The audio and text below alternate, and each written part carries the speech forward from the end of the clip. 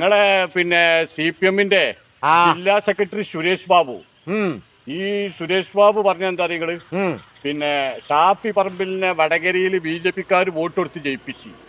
അപ്പം ഷാഫി പറമ്പിൽ ഒരു വാക്കുണ്ട്, പാലക്കാട് BJP-ക്കാർക്ക് വോട്ട് കൊടുക്കാൻ. അപ്പൊ ആ കണക്ക് പ്രകാരമാണെങ്കിൽ ഇപ്പൊ പാലക്കാട് BJP ജയിക്കേണ്ടിനി.